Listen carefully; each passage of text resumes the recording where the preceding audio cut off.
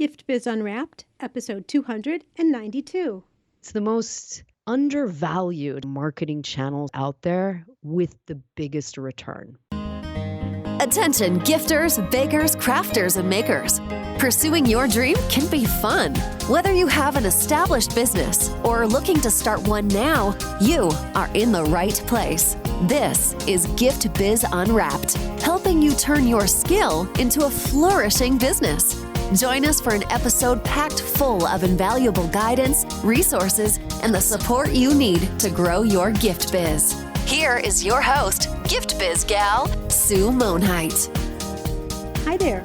Welcome to this week's show. It is going to challenge everything you think you know about email marketing. No, I mean, seriously. But before we get into that, I want to update you on what's going on in my private community, Gift Biz Breeze. Each year at this time, we run posts highlighting your holiday products that are available for purchase, so we can support each other as we tackle our individual gift lists. Based on the interactions and requests I've seen in this group, we're taking this a step further with the introduction of the Buzz Book. The Buzz Book is a compilation of the small handmade business owners in the group and provides a way for you to support each other. You can do this by purchasing from each other, of course, but it goes deeper than that. This is a way to connect with people who make a product similar to yours so you can discuss the nuances of your industry. It's a way to easily find and get in touch with fellow breezers in your local area, to get together for coffee, or even establish more formal face-to-face networking type meetings. It's also a way to create collaborations. I've seen local brick and mortar shops reach out to regional makers to display their products in store, helping increase visibility during this very challenging time. I've also watched breezers get together and do virtual shopping shows, offering different but compatible products. This allows you to get exposure with other people's audiences.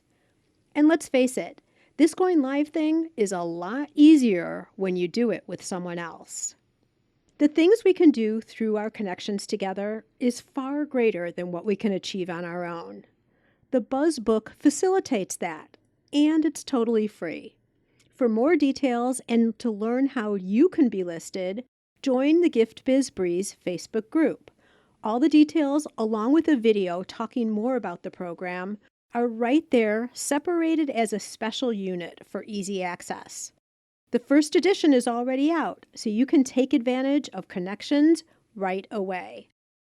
Okay, buckle your seatbelts because today's show is longer than normal. Gabby was providing so much information, I didn't want to stop her. You know, I've been in business for a long time, and to learn completely brand new things is so exciting. I edited down as much as I possibly could, so grab a beverage and, more importantly, set up to take some notes because you're definitely going to want to. And I'm preparing you now, there will be a test at the end. You probably think I'm kidding.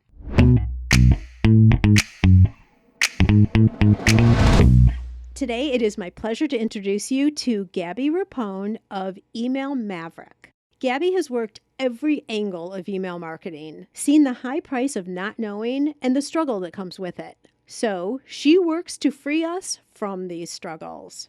Gabby has worked at an email service provider, owned an email service provider, and ran an email agency for 10 years, consulting for brands like As Seen on TV, United Online, and Classmates. Based on all of this experience, she's seen that solving problems with simple solutions is how to optimize email for profit. She's an expert at engagement, open and click rates, and delivery to the inbox. Email Maverick was created because Gabby is convinced you're sitting on a gold mine. You just don't realize it. Oh my gosh, if that hasn't piqued the curiosity of all my listeners, I don't know what would, Gabby. Welcome to the Gift Biz Unwrapped podcast. Thank you so much, Sue. It's really great to be here.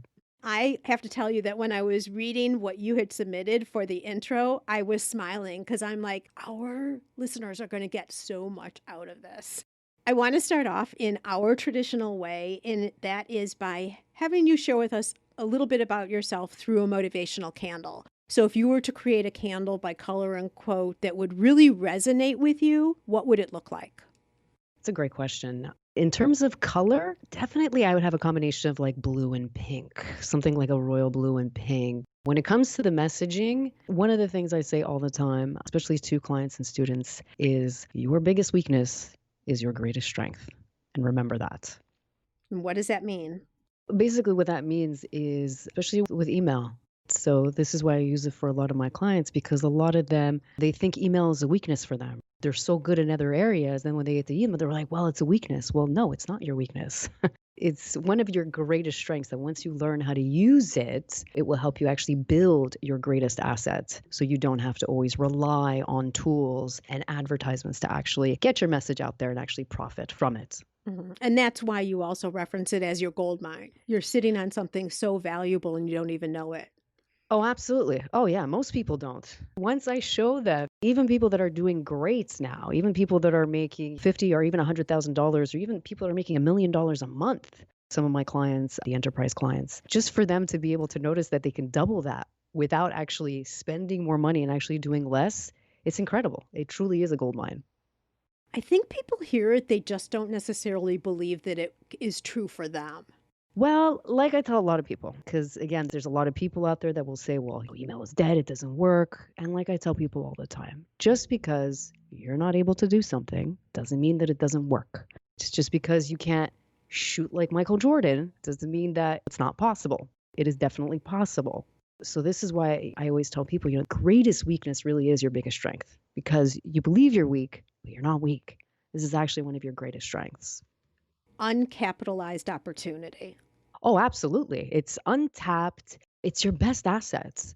I mean, it's one thing that I always like to tell people, or one way that I always like to describe email marketing, because it really is like a game of chess. The online world is like a game of chess where, yes, social media is king. We all know it's king. That's where you gather your leads. That's where people see your content.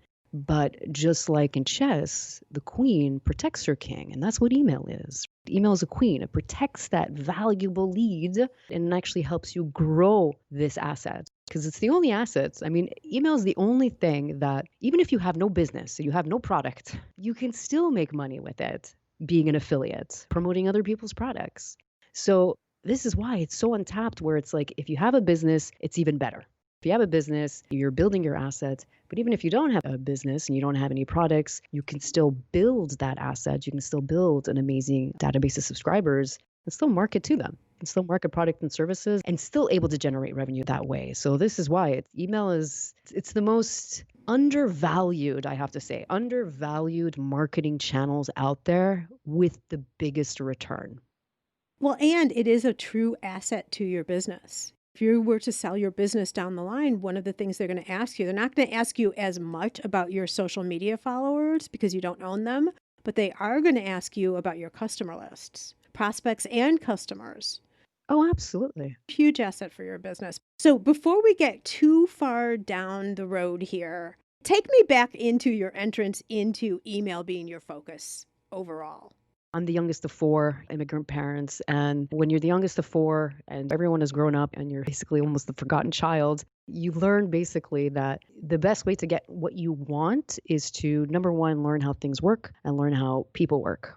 And I was always fascinated with trying to understand, like, what is it that made people tick? Like, what is it that made people choose something? What made them decide something? And I was always fascinated with that, which basically led me towards marketing because I was always fascinated with that. And I was figuring out, what do I do? Do I become a psychologist? I'm like, yeah, but I don't want to spend the next 15 years trying to get a degree. And on top of that, too, I was like, I like to make money. And let's face it, psychology, you're not going to be making as much money. So I was like, well, what's the next best thing? And of course, it's marketing. Marketing is pretty much 98% all psychology. Then, of course, there's the economic side of it. So that's what basically led me into marketing.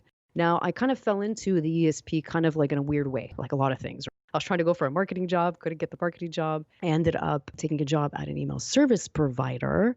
That's basically where I started my focus in terms of really, really focused more on the marketing aspect because with email, like people don't realize this with email, but email is attached to everything.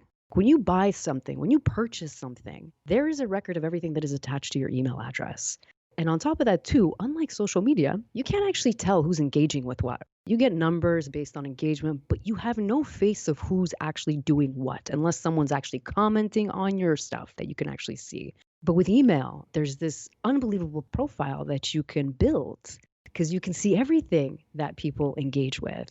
You can see what people buy, you can see what people are interested in, you can see what people value, and you can really tap all into that.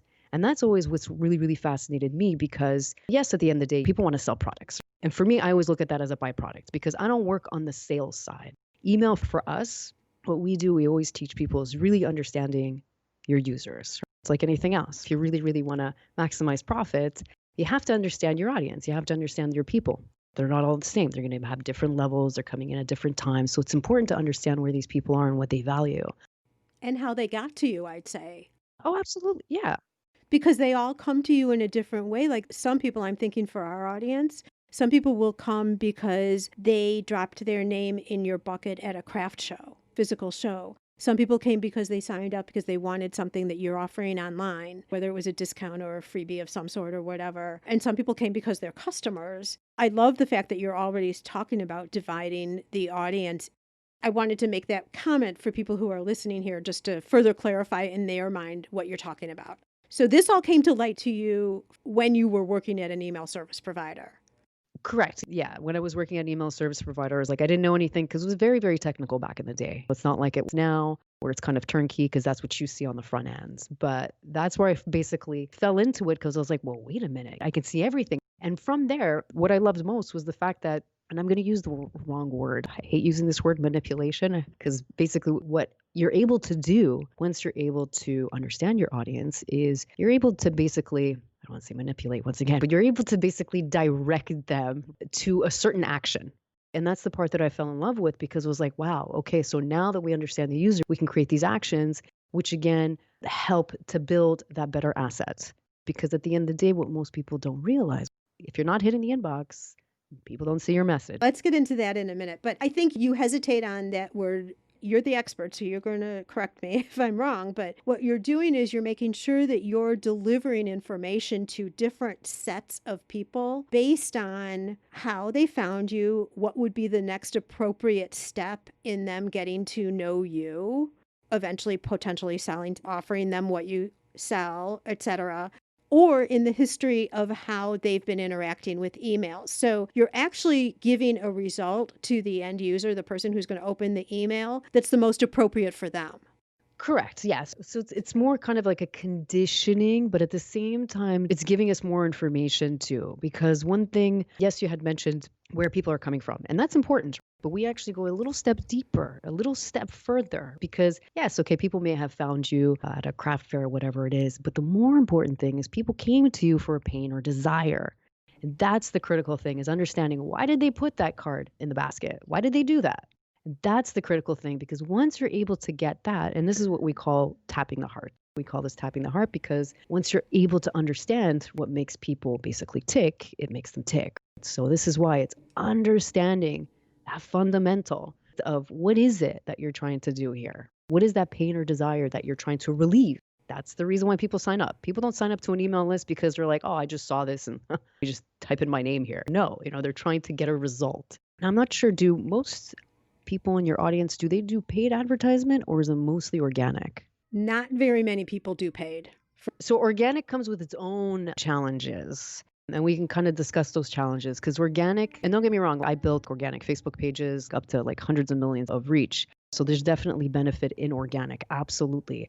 But it's a very, very important critical thing to actually qualify those organic people to make sure that you're not sitting on a list full of freebie people, because that's one of the big problems with organic and also kind of low freebie discount type of lists. You're doing like sweepstakes type of deals. It's a big issue where you're building this huge list. But again, it's not about the size of the list. It's about the quality of the list and whether or not people buy at the end of the day, because that's all that's important. So let me just say, like, the way most of my audience, and I'm totally generalizing, obviously, the way people are attracting sales are going out to trade shows for the wholesale business, going to craft shows church bazaars, that type of thing, if they want to do direct to consumer. So a lot of face-to-face things when we're able. Obviously, we're still with the COVID situation, but when we're able, a lot of people do that. People also have brick and mortar shops, so they're relying on people walking in the store, participating in local community events that drive visibility to their shops, things like that. When you get to the online perspective, it's having a website up, having sites on multiple platforms. So maybe they have their own website, but they also have an Etsy site. Maybe if they're wholesale, they're also selling through Fair, which is a wholesale medium for product that lots of retail stores will access. And then social media, I'm still going to say the majority of people, although there are definitely people running ads, are trying to do this organically. And I'm getting more and more people to be doing lives there, which is helping get visibility. But I'd say 90%, if not higher, are all organic. It's what they've done. Now, should they be doing ads? Maybe yes, maybe no, but just so we know how to direct the conversation. I'm going to just generalize it for all our listeners that those are the situations that we have. Sure. There's absolutely nothing wrong with organic. I actually love organic. It's a slight modification, we'll say, in strategy so that you can understand. Because at the end of the day, the most important thing is that it's just understanding how the machine works.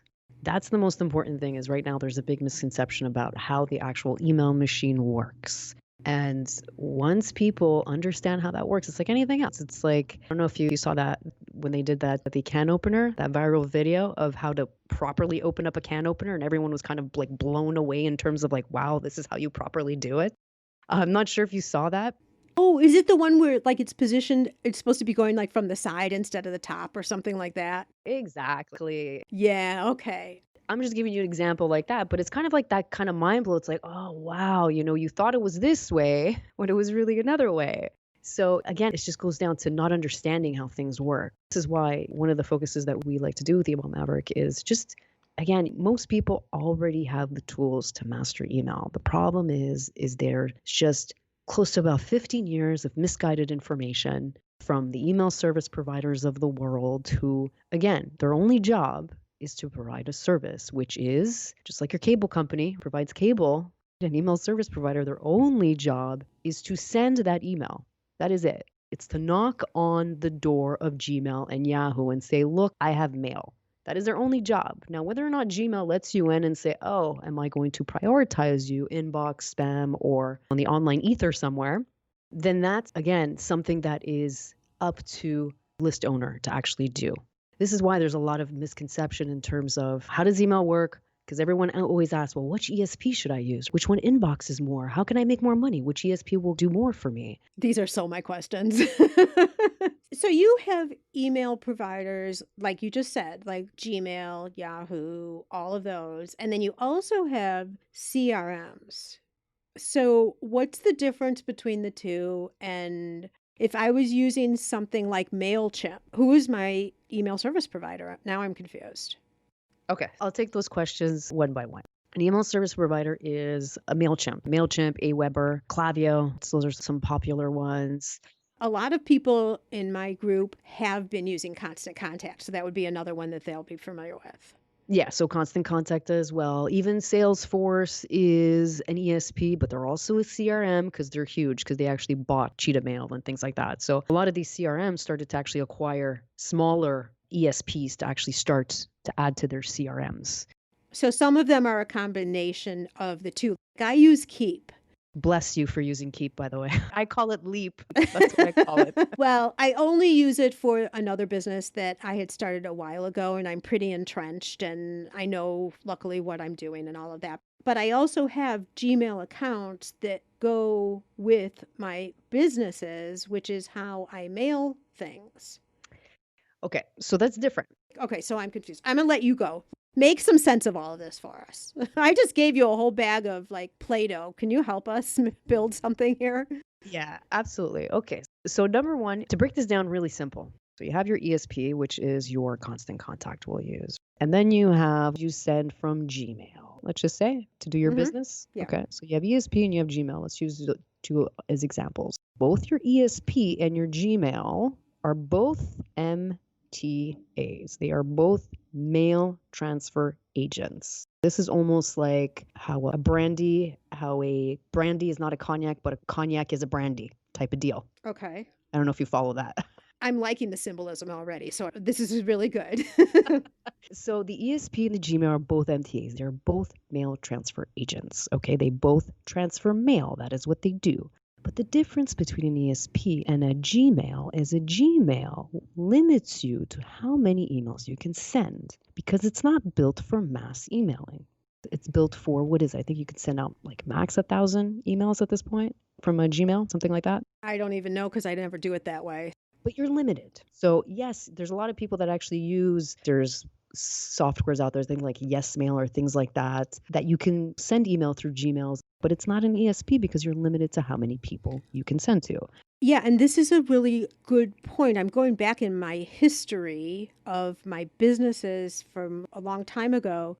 But I remember, and some people I think are still doing this, so this is a really interesting point to discuss and just clarify, is if I were to pull up my Gmail and then I'm going to send to, you're saying it's 100, so let's go with that, 100 people on your list that you have imported into that to column, or you've masked the to column by just your name and then you've put them all in your blind carbon copy and you've sent it out that way. Would you kind of say that's the old way of sending email that now doesn't produce good results at all? Number one, I wouldn't say it's not a sustainable way. I understand why people do it in terms, especially for business to business. For business to business is very beneficial because, again, you can sort of kind of bypass spam filters a little bit differently. So it's a different strategy. Oh, okay. Yeah. So as opposed to if you're dealing with business to customer, the first thing you always want to do is the problem with sending from a Gmail is you're not building your reputation with Gmail. So you're not doing anything with that. And on top of that, too, scaling is going to be very hard. So let's just say, okay, if now you built a list of 10,000 people, just imagine you have to replicate a campaign 10 or 20 times. It just doesn't make sense to do that. There's a time and place for everything. So the most important thing to understand with email is it's just getting started. You want the easiest thing to get started with. You don't want to complicate things. So going back to the difference between the ESP and Gmail, those two, the fact that they're both MTAs, but with Gmail, again, you're limited to how much you can send. So whatever it is, you're limited. If your list is growing, it's going to cause you more problems. And on top of that, too, you're not building your reputation. You don't want to sell this asset, let's just say 2 or 3 years down the road. One of the main things that people are buying with an email is not just the list, but they're buying the domain, they're buying the reputation. Because that's the whole thing, is your ability to hit the inbox. Again, it's not based on which tool you use. It's not based on your email service provider. You don't need any copywriting experience to be really good at email, but you do need to have a great email reputation, like anything else. Okay, so this is really interesting. And so your email reputation is built not from your Gmail, but from your email service provider? Well, yeah. Well, just think about it. When you send from your Gmail, now again, I don't know all the systems out there. I'm sure there's a lot of systems out there that allow you to kind of, I call it hijacking Gmail because that's what you're doing. In all honesty, it's kind of a gray hatted area to actually be doing that. It's not black hat, but it's very, very gray hat because of just the way you're sort of connecting with Gmail and so on and so forth. So that's the thing. So just think about it. When you're sending from Gmail, you're sending from Gmail's domain.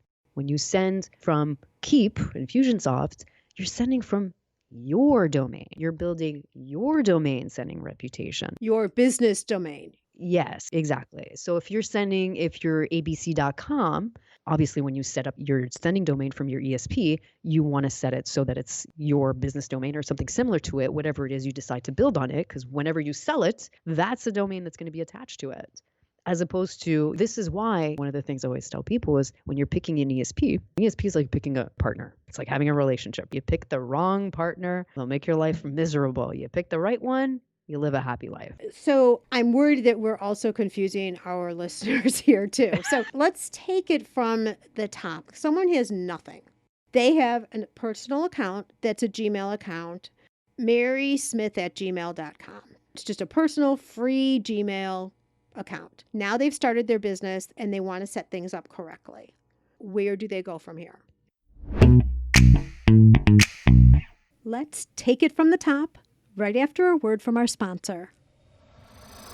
Yes, it's possible. Increase your sales without adding a single customer. How, you ask? By offering personalization with your products. Wrap a cake box with a ribbon saying, "Happy 30th birthday, Annie." Or add a special message and date to wedding or party favors for an extra meaningful touch. Where else can you get customization with a creatively spelled name or fine packaging that includes a saying whose meaning is known to a select few? Not only are customers willing to pay for these special touches, they'll tell their friends, and word will spread about your company and products. You can create personalized ribbons and labels in seconds. Make just one or thousands without waiting weeks or having to spend money to order yards and yards. Print words in any language or font. Add logos, images, even photos. Perfect for branding or adding ingredient and flavor labels too.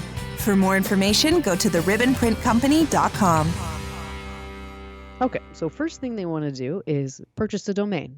So if it's marysmithcandles@gmail.com, then she can get marysmithcandlesemail.com.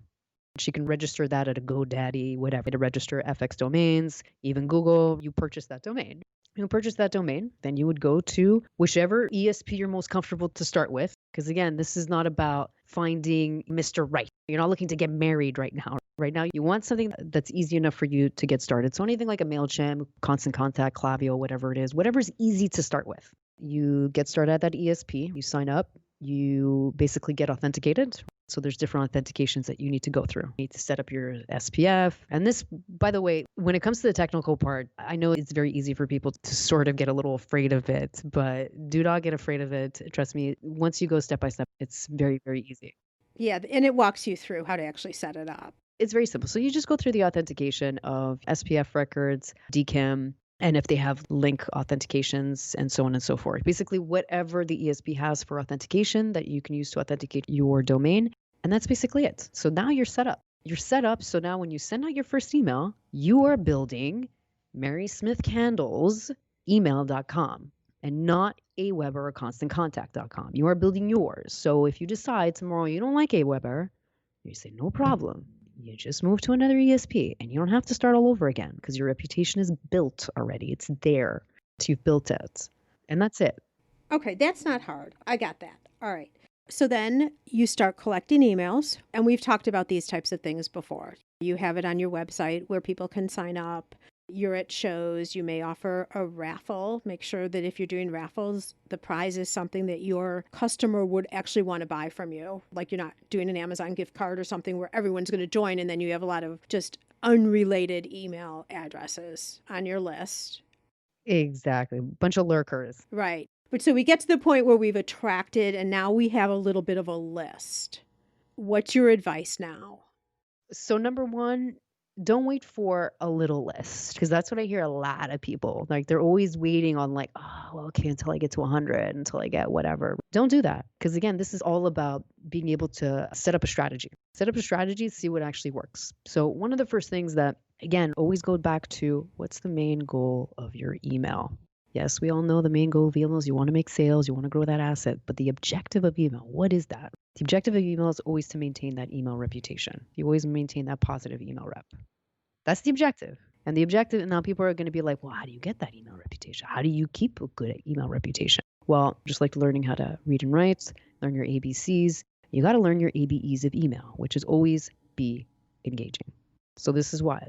Always be engaging. You always want to remember that. This is why you don't need any copywriting skills. You just need to know to always be engaging, which is mean get the open, get the click, always get the click, and if you're lucky, get the reply. Now, going back to your original question, when you said, well, you're at a trade show, someone sees you, you have a raffle, yes, something that is tied to your business, which of course, great idea, you should be doing. But most importantly, if you see someone at a trade show, if your number one objective is to build that email reputation, from the moment they sign up to the minute they open your first email, it's all about timing. So this is why conditioning users is the most critical thing. So it's not enough that someone just signs up because again, they signed up. Well, okay, well, what happens when you sign up for something? If you don't sign up for something, you forget, what happens 2 weeks later, you get an email, you're like, who's this person? What is this? You don't pay attention, you delete, you hit spam, you do a bunch of stuff. So it's important from the timing from when they've signed up to when they've received the first communication from you.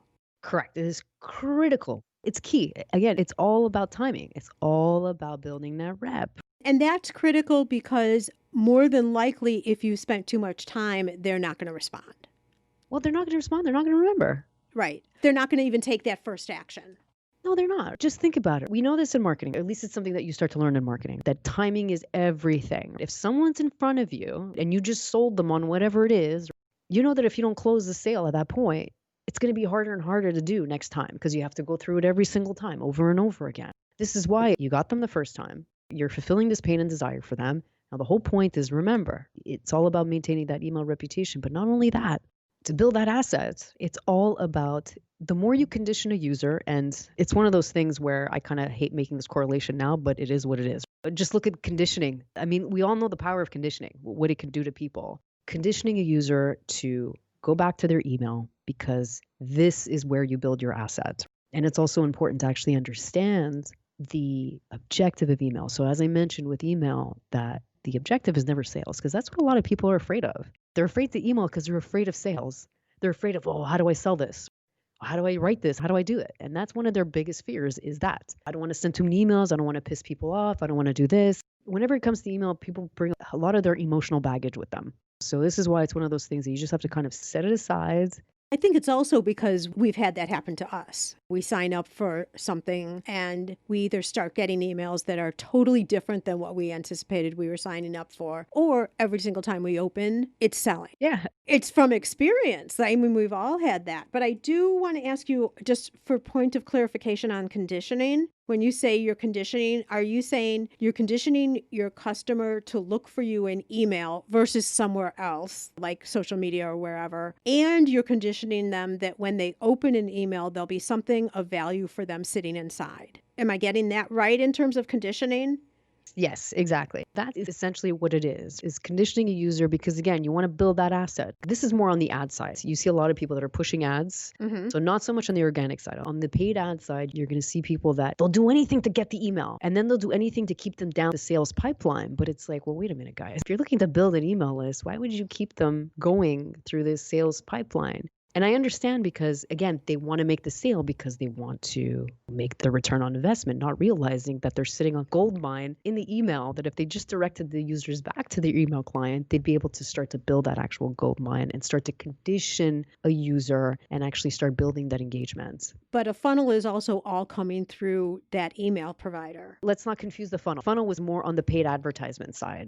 Oh, okay. If you went to a site, right, and you purchase a t-shirt, people will have you do some sort of discount. You see those spin to win, or you get a discount, you enter in your email, and then you just continue shopping online. There's no directive. Maybe you go back to your email client, maybe you don't. The point is, there's no direction. Got it. It's just give me, and then that's it. And so over on the email side, when you have someone's email, we talk about this all the time, Gabby, is this is something that you own. You own their email, and you've got to respect that because they've allowed you to have it. You know, they've given you permission, if you will, to use their email, and you need to treat that with respect. Yes. Then over on the email side, what you're saying is take that respect and continue to provide them value so they'll want to continue opening your emails.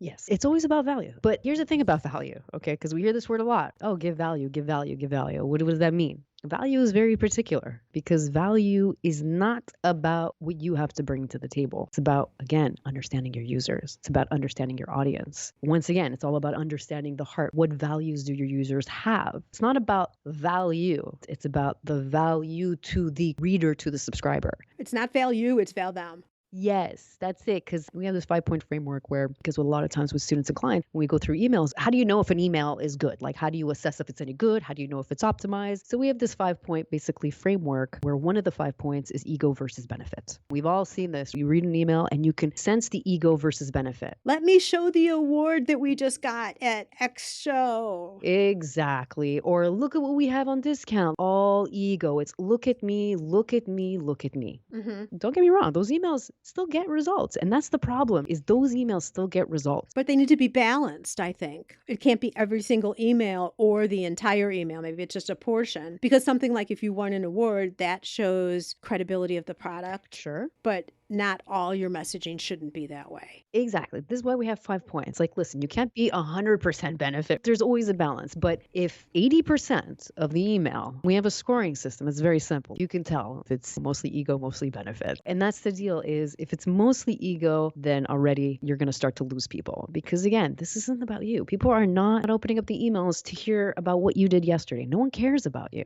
Right. And this is the big deal with brands because a lot of people will try to emulate brands. Like, oh, look at Nike and look at this. It's like, listen, I'll tell you, these guys, the brands of the world, are the first people to leave millions of dollars on the table. We're talking millions of dollars on the table. They're the first people who make mistakes.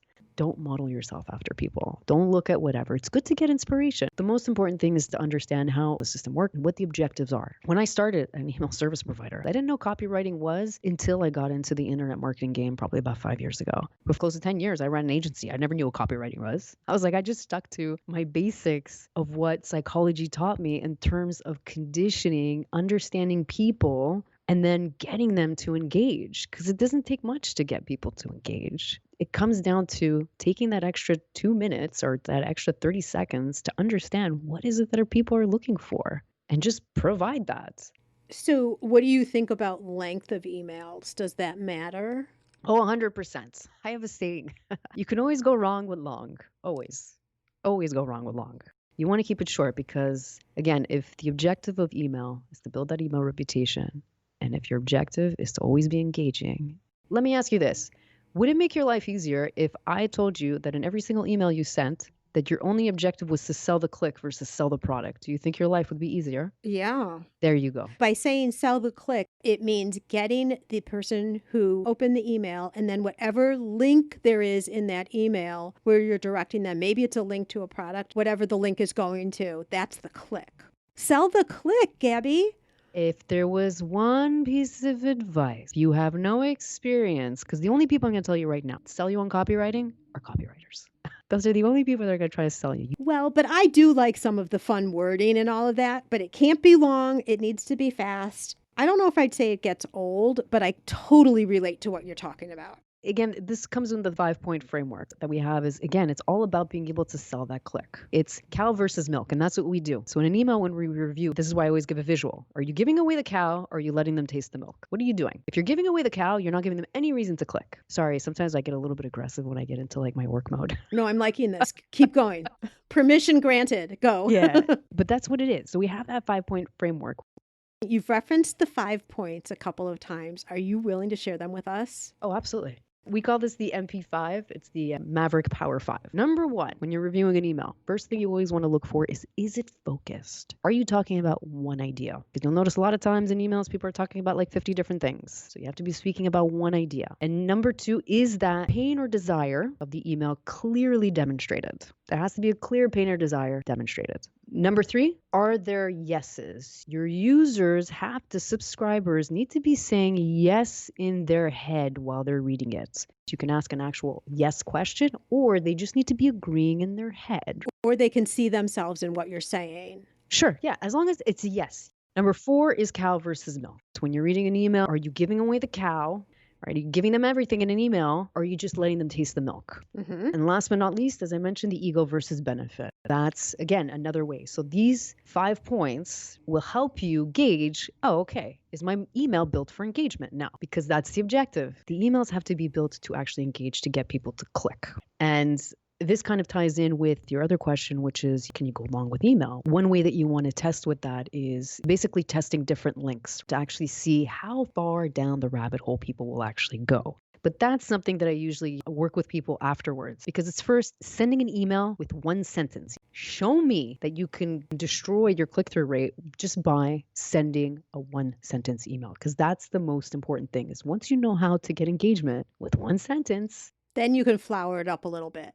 Oh, absolutely. But the whole point is less is more when it comes to email. And there's a time and place for longer emails, by the way. But as a rule of thumb, it's always less is more. Understand email's place in the online world. Okay, it's not a sales page. To make your life simple, what do you need to do in an email? I know what you need to do. You need to sell the click. Sell the click. That is it. I see trending going to very short paragraphs, maybe 1 or 2 sentences for a paragraph versus the old days of all this long information. That's right on target. And then I also hear that most people, and I know I do this, skim an email. Kind of want to know what this is about. Why am I reading it? And then if I'm not exactly sure, I want to know more, then I'll go back and read it word for word. That's what people don't realize. It's a display medium. We don't live in an ideal world where if you have 1,000-person list and you're using Mailchimp, it's not like those 1,000 people are going to see your email. Again, you have to work to get in front of them. Gmail's not going to just say, okay, here. No, you have to work to actually get in front of them. And even use your experience. When you open up an email, you see a long email. It's, want to read this? It's like, no, you don't want to read this. There's some people who love it. And then there's other people who don't. So this is why it's like, listen, you cannot cater to every single one of your users. You cannot do that. So don't do some short and some long?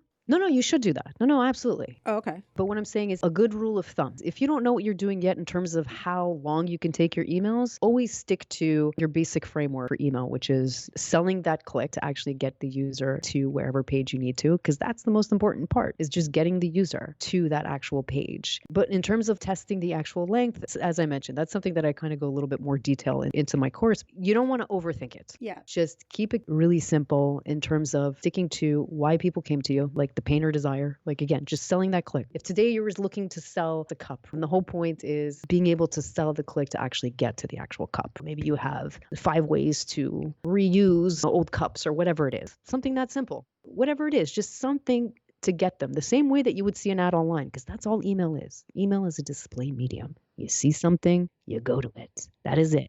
We're going to test me with your MP5. Focused means it should be a single topic, single action that you're looking for, single idea, like chapters of a book almost. Yeah. Like a single thing. Okay. Second is pain or desire. What is the reason why the person is going to take their precious time and look and go through it? So it has to relate to something that they are needing or a solution that they would have. Correct. Something that they value. Yeah. 3, are they continually affirming what you're saying? They see themselves in the wording. They agree with your comments. They're saying yes. There's that psychology that when people agree, they naturally go on to the next step. And since we're trying to sell the click, that kind of feels like mentally you're setting them up to naturally go for the click. Exactly. Yes. So that's the 3. Mhm. The 4 is, but hold back. Don't tell them everything because there's no reason for them to click if you've given it all in the email. There you go. Yes. Okay, so that's 4. And 5, make sure that you're not focusing on yourself and how good you are and how great your products are, even though we know they are. Mm-hmm. You need to be focusing on what the reason is that that's important to the reader. Exactly. There you go. Okay. Perfect. This is golden. Thank you so much. This is great information. I do have a problem though. Yes. My problem is, what if my emails aren't being opened? That's a good question. Number one, you need to understand why your emails are not being opened. We have to first lay the groundwork. You're not going to get 100% open rates. That's not even realistic. No, I mean, the only time you'll get 100% open rates, unless just a username or password type of deal where people have to get an account information. That's the only time you get 100% because people need that email to actually log into something. That's the only time. Would you put a stake in the ground as to what range is good? Yes. It depends on 2 things. Volume, because that's the one thing that people don't realize, okay, is everyone always talks about these great open rates and click-through rates, but no one ever looks at the numbers. No one looks at the volume. Oh, I'm getting to that. Just you wait. I'm getting there. Oh, yeah. It's like you have this number porn that goes around, especially in the e-com space, because they're all about the number porn, how much sales they're making, not understanding profit and all that. So it's important to actually understand that volume is very, very important. Niche is very, very important as well. Not as critical, but the volume is really, really going to be critical, and the type of traffic. So if someone had 100 people on their email list and they have 70 people opening because it's a lot of friends and family right now, 70% sounds great. But someone then who has 1,000 and 70 people open, if I'm doing my numbers right, that's 7%. Correct. Yeah. It's still the same raw number of people opening, but it's against a bigger number. And so the 7% against the 1,000 list doesn't feel as great.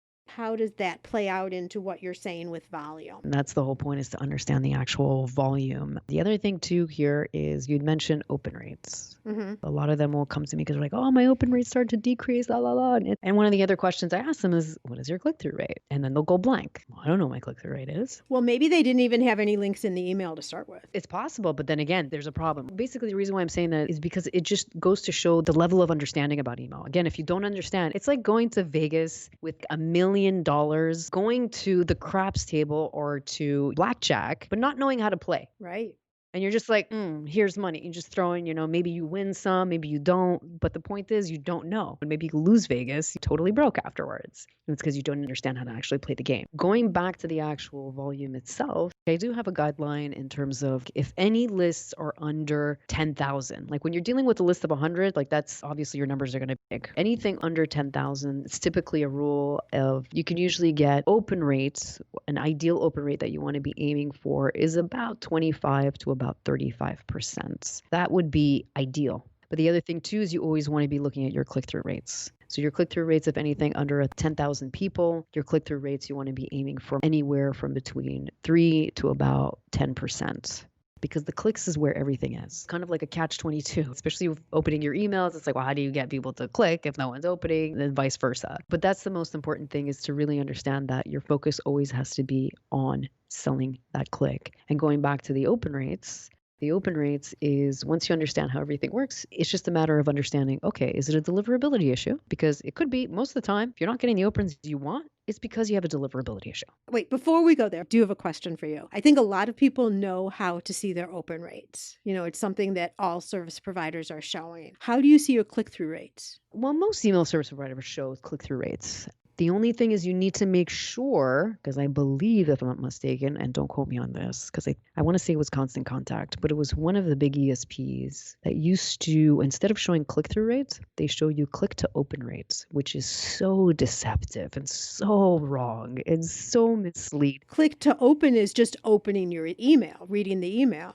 Well, yeah, it's click to open, but it's very deceiving because a click-through rate, which is the proper metric, because that is based on the amount that you sent, versus click to open rate, which is the click to the amount of people that actually opened your email. Oh, yeah. Which is very deceptive. So then you open, you're like, wow, I got this amazing click-through rate.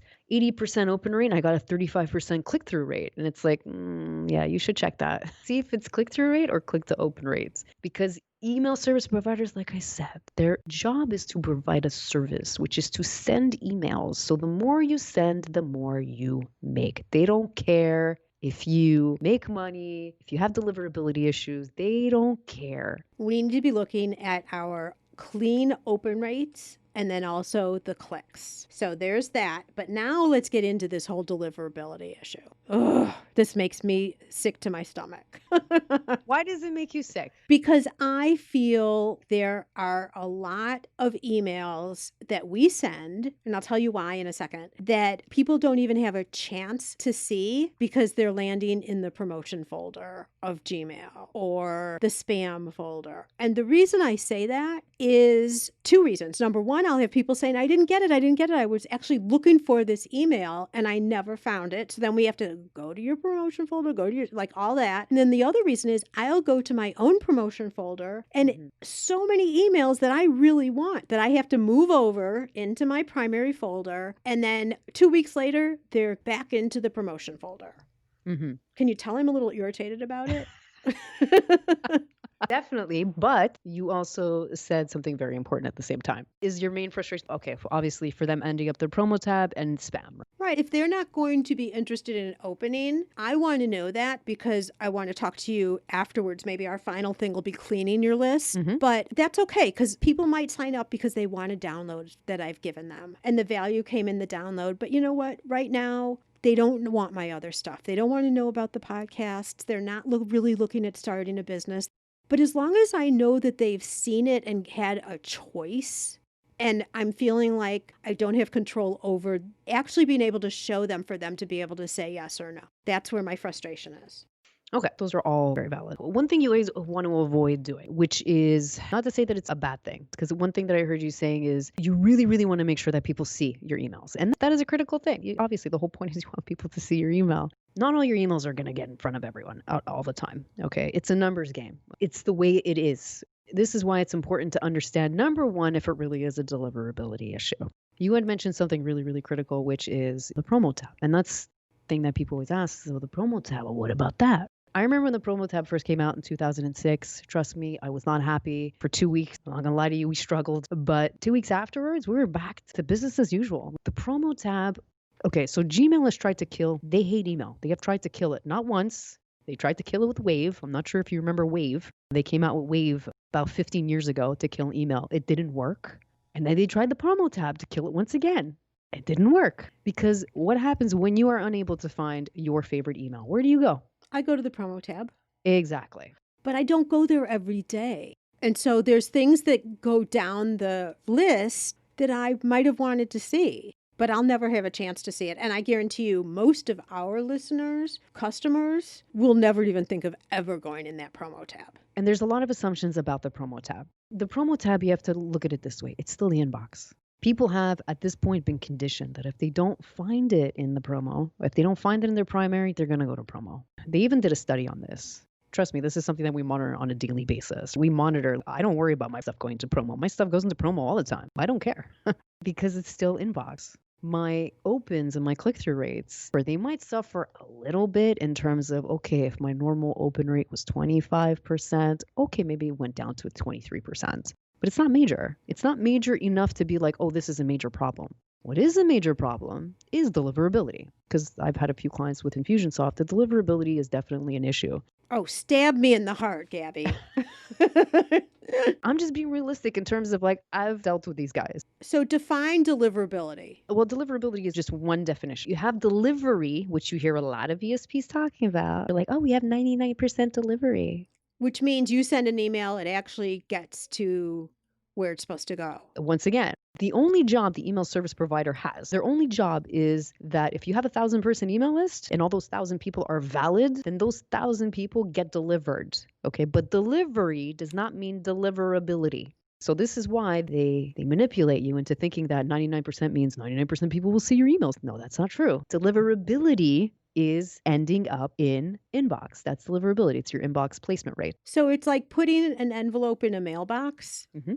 and having someone open it on the other end. Actually knowing that someone opened it. Knowing that someone opened it. Okay. Yes. So once again, the ESP, just imagine if you're going to use the envelope, the ESP is the mailman. That's all he is. So if you're using the envelope as you're receiving mail, the ESP would be the mailman who would basically sending the actual email. That would be delivering the envelope. Delivering it into your mailbox at home. Exactly. But once again, you have to actually see it. What happens if you open up your mailbox and you have a bunch of junk stuff in there? You go through it. Maybe you throw some out. Maybe you keep some in, and so on and so forth. It's just important to actually understand the difference in terms of terminology. Delivery just means it's being actually delivered. Deliverability is the person actually seeing the email and actually being delivered into the inbox. Very different. And still having the decision to be made to open it or not. Oh yeah, you still have to open or not. Deliverability is before actually opening. So it's deliverability, open, click. Correct. Yes. And then, of course, if you want to avoid deliverability issues, because again, in email, you always have an easy or you have a hard way. Now, remember, I came from the hard way of email, meaning I came from the affiliate world. And this is why I know you're sitting on a gold mine, because I was the person who, let's just say you had an email list, thriving business, but you have an email list, but you don't know what you're doing. So I would take your email list and I would monetize it for you. That is what I did for over 10 years. I monetized other people's email list. That's how I got all the experience. That's how I got the experience at the ESP, because that's what I was doing at the email service provider of clients, right? I was helping them with their strategies and how to email and so on and so forth. So this is why I know you're sitting on a gold mine, is that I've managed this for thousands of people back in the day. And one thing you don't want to ever do, I wouldn't say don't want to do it, but you want to avoid giving away your email list to other people to be able to manage. You don't want to give it to an agency, because at the end of the day, anytime you let someone else touch your list, you're subjecting that list to a possibility of being stolen, of anything. Remember, this is your data. This is your people. You don't want to just give it away. Well, first off, they're trusting you when they give you their email address. That's number one. Yeah. And secondly, long, hard-earned email addresses. It's a big asset. Getting back to the deliverability, Yes. it varies based on your service provider, it sounds like you're saying. No. Remember, everything always goes back to your email reputation. Let me break it down this way. If you want your emails to be seen, it's all about hitting the inbox. Right, which is deliverability. And deliverability is based not on your email service provider, not on the tools that you use, but on your email reputation. How do you keep your email reputation high? You always be engaging. You get the open, you get the click, and if you're lucky, you get the reply. And what's your objective for every single email is to keep that engagement rate high. How do you do it? You sell the click. If you have a good reputation for deliverability, then new emails that are going to go with your next email that you're sending have a higher probability of landing in the inbox because your deliverability reputation is high. Correct. And the other thing too that I should mention is your email reputation, like anything else, changes every time you send an email. So this is why there's no like set it or forget it. This is why there's no perfect DSPs, because every time you send an email, your reputation changes. So this is why, just as a good guideline, this is why you always want to sell the click. If you want to avoid deliverability, and you may not ever be able to avoid 100%, because even at some point, like I'm going to suffer deliverability issues, but I know exactly how to get out. For me, it's not an issue. Right? I spent 10 years going in and out of spam folders, not a problem.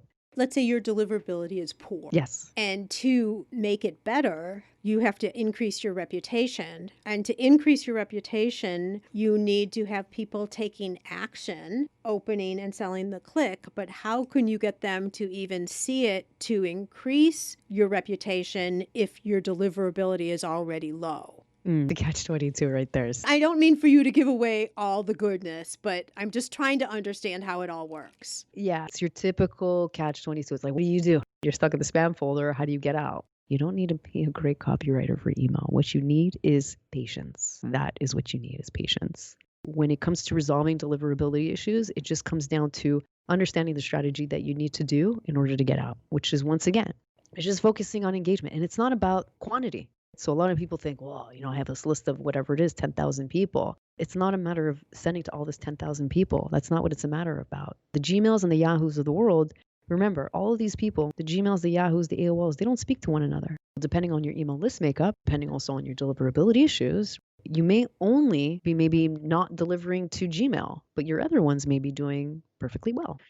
That's the deal, is it's a matter of just focusing on the engagement, revising the strategy to just focus on the active people, the actual people that are engaging. All the Gmails of the world want to see that, yeah, people want to receive the emails. One of the reasons why we don't offer deliverability services, we do not do that. And you'll see a lot of people online, if you go to whatever, Upwork or whatever, you're going to find people that will solve deliverability for you, especially if you're suffering from deliverability, depending on how bad it is. You can't solve it in a one shot. This is why we don't do it. So you can come to me, you're suffering deliverability issue, I solve it for you. But guess what? If you don't fix your bad habits, it's just going to keep happening.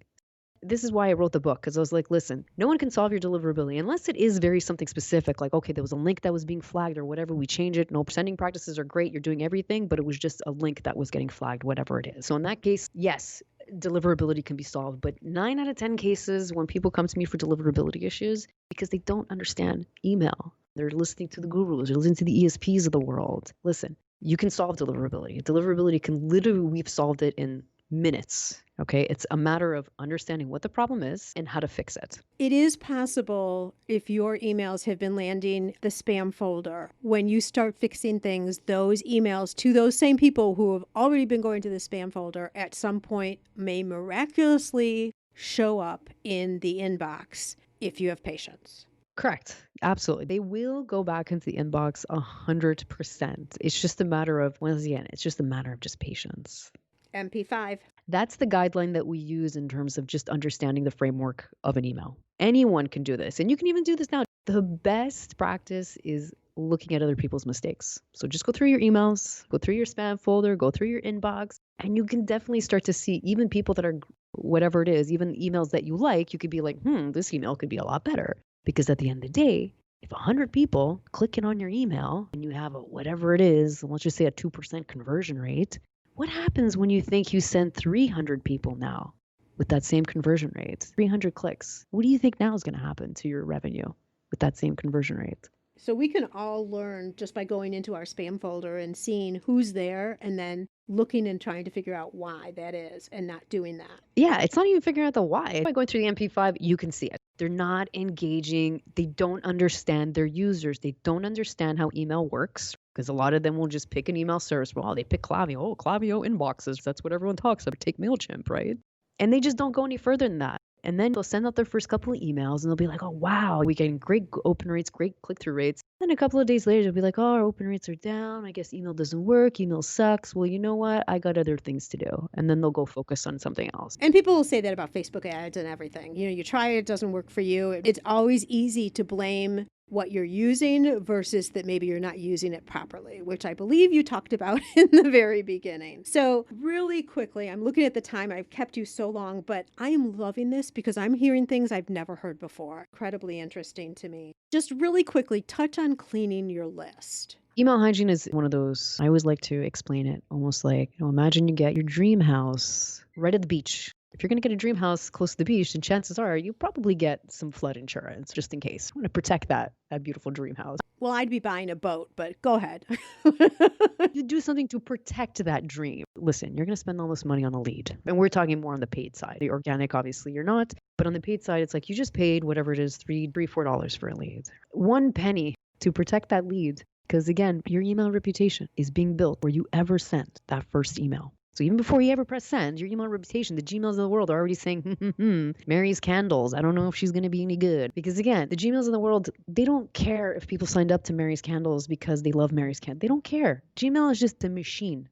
There's no people that look at your email. It's a machine that looks at your email, doesn't care. It only knows one thing. Did this person engage? Yes or no? Is this person valid? Yes or no? Okay. This is why going to hygiene. The hygiene aspect, it is really critical. And the reason why I say your reputation is being built beforehand is because even before you send that email, the Gmails of the world already know if that email exists or not. And their logic to them, because again, it's not a person, it's a computer logic. Remember, you're not dealing with people logic, you're dealing computer logic. Computer logic says, well, if this email address is incorrect, that means Mary Candles harvested this email. She's a spammer. That's their logic. So this is why I always tell people, listen, just the extra penny, take that extra penny, make sure that email is valid. Because again, people make mistakes. How many times does your phone autocorrect? How many times do you have like fat fingers at a point that slips, whatever? It happens. So you're talking then about like hard bounces and things like that happen? Correct. That's a hard bounce. That's part of hygiene. You have 2 folds of hygiene. You have hygiene before you send,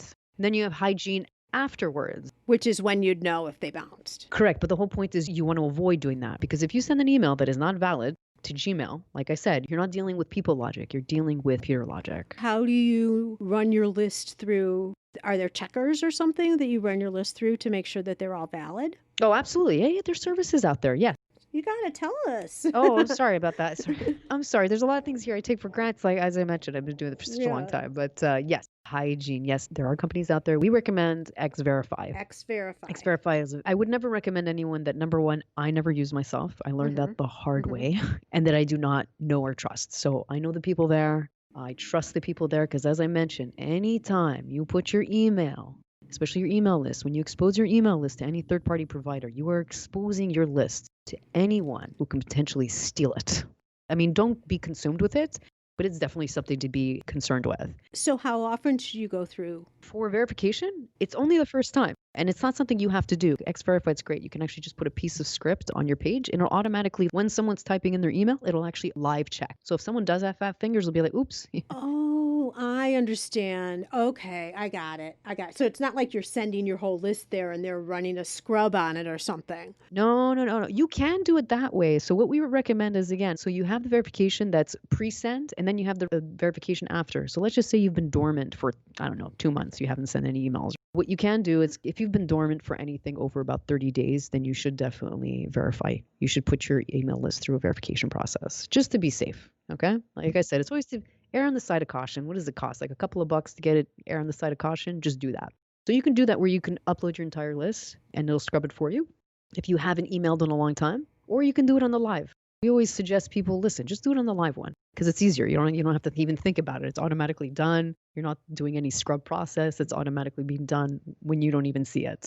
Do services like lead pages and all of that, can you connect X Verify to things like that, where they're entering in emails outside of your website? That's a good question. I'd have to double check. I know it's a simple script. So as long as the provider, whatever, if you're using lead pages, if you can, then you should technically be able to. But if not, that's the easiest way. We don't have to go too crazy here. I just do want to talk about cleaning. We're in the middle of cleaning our list right now, and we're getting ready to delete like thousands of people because they haven't opened for 2 years. I'll give you some free advice if you like here. Okay, yes. So there's a couple of things that you can do. We always like to do, it depends on how aggressive of a win back campaign you want to get. Because again, you earned this list. I wouldn't say you earned this list, but you built this list. It's good to actually know what you can get out of it. I did earn it. I mean, like a lot of the people that are on the list are either people gotten freebies from us or attended my webinars that go into my master classes, because we get thousands of people who sign up for that. And then that was it. Like, that's all that happened. This is why conditioning is really key, because it's all about being able to wean out those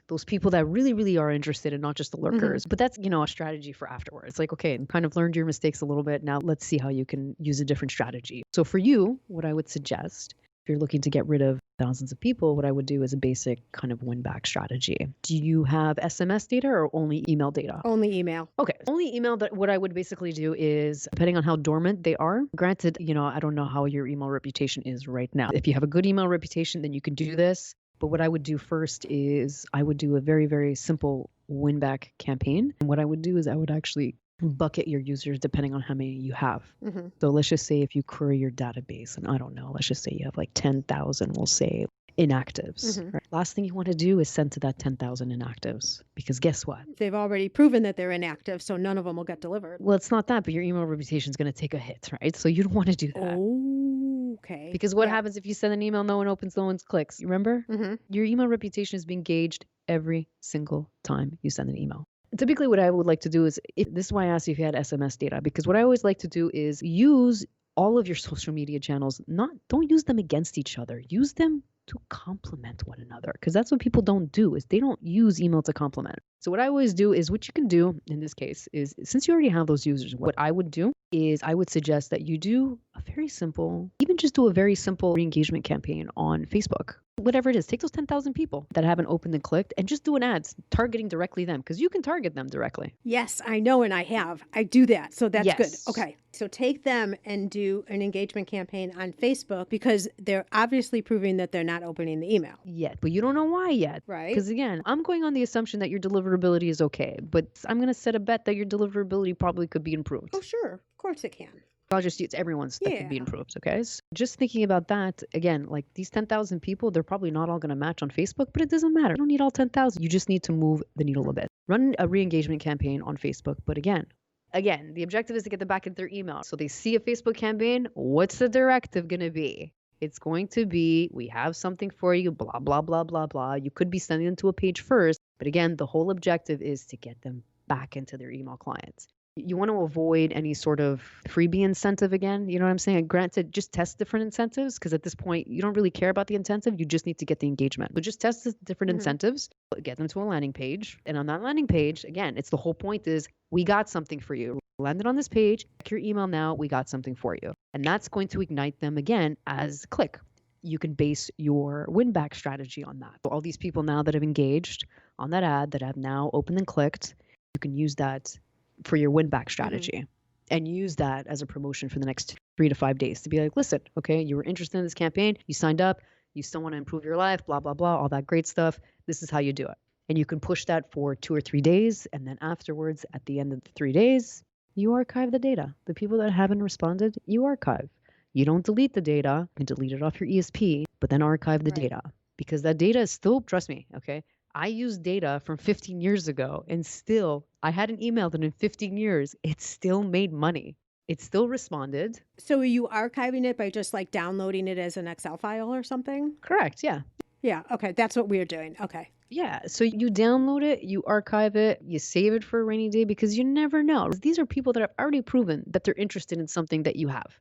Not to be confused, I want to make sure our listeners understand, not to be confused with people who have said they want to be opted out, who have unsubscribed. Those guys have to go. You have no choice.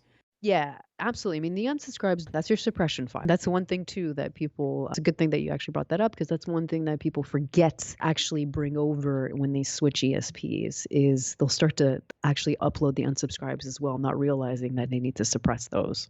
Hopefully that made sense in terms of the win back strategy. Yes, it totally does. I love it. This came at such a great time because we've been going through this and tagging and figuring it out. I have 2 companies on one list, so we've got to break up the companies and like there's a bunch of stuff we needed to do. I'm doing a lot right. There are things that we can do better. This has been so incredible because I love when I'm learning things that I've never heard before because I've been in business for a long time. I've been exposed to, man, I was in business before there was even email and we were talking about what, mail through the computer? Like, all of that. And not that I know everything by a long shot, but I've been exposed to so many things. But a lot of this has been new, Gabby. Incredibly interesting. I appreciate you taking so much time with us. I do want to close out by you telling us some more about your book because I'm quite sure that there are going to be people interested in getting. So share a little bit more about that. Sure. Woke up one day and I was like, you know what? The world needs this. I'm like, every single person that has an email list needs this. I was like, you know what? Let me just write the book. Let me just write the book in a very kind of simple way. Because as you can tell, I mean, I love email, but it can be a little bit technical. And sometimes I can get a little bit too nitty gritty, which most people, especially if they're running a business, they want to get into the nitty gritty. They just want the higher level. So this is why I wrote the book because I was like, you know what? Everyone that has an email list needs this, wants this as a foundation because this is your foundation. Okay, it's like anything else. You're building a house. You need to know how deep the foundation, how to build it. This is it. Because again, it's all about hitting that inbox. And this is when I came up with a system because I was like, listen, okay, I can either be fighting deliverability all day, which I don't want to be doing, or I could actually be growing the business. Very, very easy book. It's only about 60 pages long. It's 2 hours of audio. So you can just sit back, relax, learn about email marketing, learn everything that you need about the foundation, and then that will give you enough. Is your book available on Amazon? It's not on Amazon. No, it's available on my website because it's through a PDF and it's through an audiobook. Okay, perfect. And your website is? Emailmaverick.com. And GiftBiz listeners, you know that that's going to be in the show notes, so you can just go reference it over there. In case you don't have a pen and paper, you can write that down now. Gabby, I am beyond thankful, like I said earlier, for all of this information, things I didn't know. I understand email so much better. Where have you been for so long? I'm here. I'm hiding. It's like everyone always talks about who's behind the curtain. It's like, well, it's me behind the curtain. Thank you so much for joining me here today. Yeah, no worries. Thank you, Sue. Okay, let's see how good we were as students. I warned you already. There is a 1-question pop quiz. You ready? What is the single purpose of any email? Dun, dun, dun, dun, dun, dun. Answer: to sell the click. If you got it right, a gold star next to your name today. I don't know about you, but I've gone through this information twice already, and I'm seeing our email strategy in an entirely different light. I know it's busy season right now. Maybe mark this episode as saved so you can come back and focus on the direction here more after things calm down. It's definitely one not to just hear, but actually take action on. Next week, we are switching our focus to social media. As if our focus is ever off social media. I took a strong stand in our conversation on some of the Instagram things I'm seeing, and Bobby challenged me to revise my thinking a little bit. I'm wondering if you feel the same way about this that I do, or did, because by the time this airs, I may have just put up my first Instagram reel. We'll see. Thanks so much for spending time with me today. If you'd like to show support for the podcast, please leave a rating and review.